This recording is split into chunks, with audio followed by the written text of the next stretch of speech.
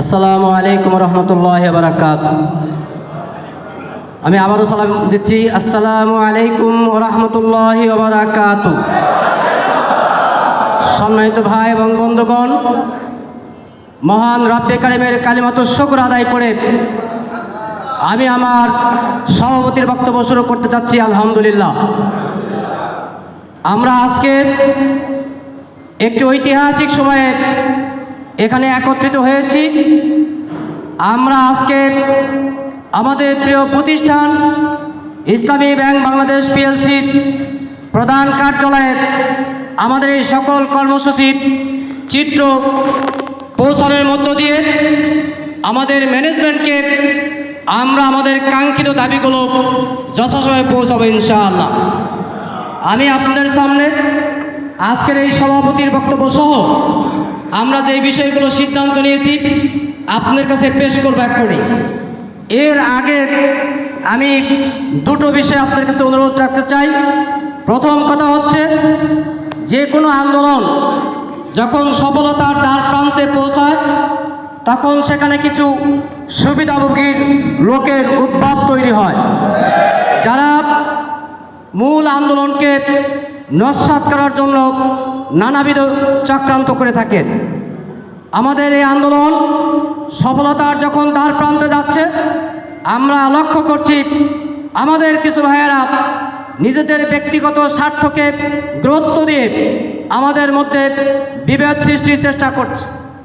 এই ক্ষেত্রে আপনাদের সকলের কাছে আরজ করতে চাই, আন্দোলনের যথার্থ ফল যদি আমরা ভোগ করতে চাই আমাদের সকলকে ঐক্যবদ্ধ থাকতে হবে, কোনোভাবেই বিচ্ছিন্ন হওয়া যাবে না। আমরা সবাইকে একমত? প্রিয় ভাই এবং বন্ধুগণ, আমাদের মধ্যে আমরা যারা সিনিয়র ফিল্ড অফিসার আছি, যারা ফিল্ড অফিসার আছি, অনেকের মধ্যে প্রশ্ন তৈরি হয়েছে, সিনিয়র ভাইয়েরা মেন স্টেপে চলে গেলে আমাদের অবস্থানটা কি হবে। আমাদের আন্দোলনের শুরু থেকে আমরা বলে আসছি, আমাদের এই আন্দোলন junior unit officer senior field অফিসারের আন্দোলন নয়, এই আন্দোলন হচ্ছে আরডিএস এর আন্দোলন।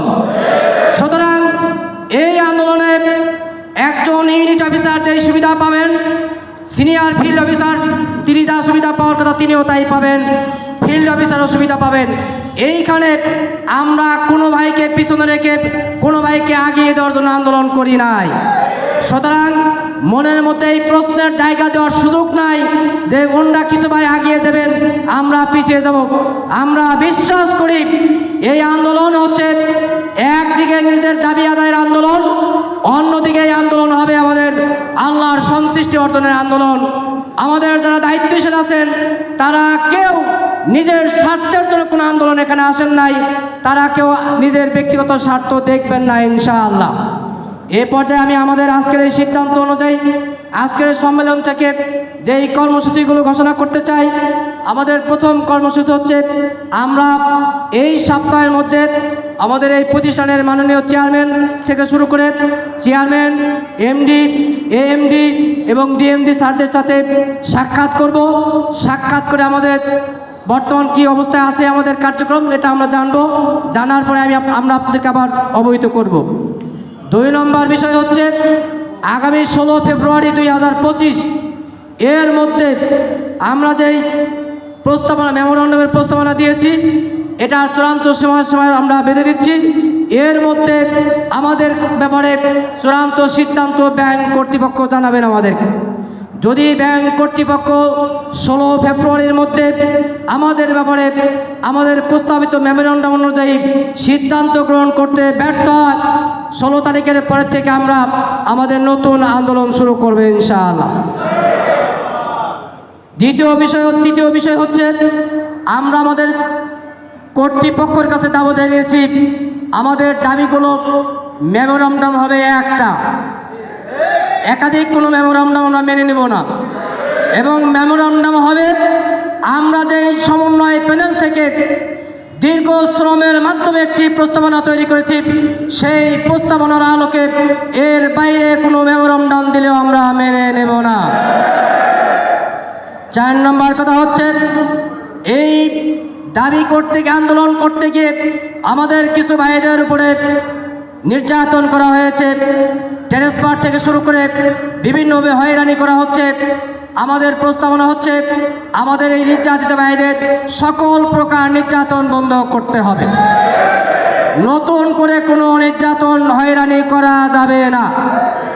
5 নম্বর প্রস্তাবনা হচ্ছে আমরা বিশ্বাস করি আমাদের প্রিয় প্রতিষ্ঠান 25 সালের জন্য যে টার্গেট নির্ধারণ করেছে, আমরা আমাদের প্রতিষ্ঠানকে কর্তৃপক্ষকে আশ্বস্ত করতে চাই, যদি তারা আমাদের এই মেমোরান্ডামকে বাস্তবায়ন করেন, আমরা আমাদের প্রতিষ্ঠানের 25 সালের যে টার্গেট আছে সেই টার্গেটকে শতভাগ বাস্তবায়নের জন্য সর্বাত্মক চেষ্টা করব ইনশাআল্লাহ। সর্বশেষ আমাদের কথা হচ্ছে আমরা আরডিএস পরিবার ছিলাম, আসিফ এই দাবি আদায়ের হওয়ার আগ পর্যন্ত আমরা আরডিএস এর সকল ভাই ঐক্যবদ্ধ থাকব। কোনো বাধা, কোনো বিঘ্নতা, কোনো প্রলোভন, কোনো আশা, কোনো নির্যাতন আমাদেরকে এই একতাবদ্ধ থেকে বিচ্ছিন্ন করতে পারবে না ইনশাআল্লাহ। প্রিয় ভাই এবং বন্ধুগণ, আমি আপনাদের সকলের কাছে আবেদন করতে চাই, আমরা যে আন্দোলন নিয়ে মাঠে নেমেছি, আসুন আজকে থেকে নতুন মাত্রা শুরু হবে ইনশাআল্লাহ।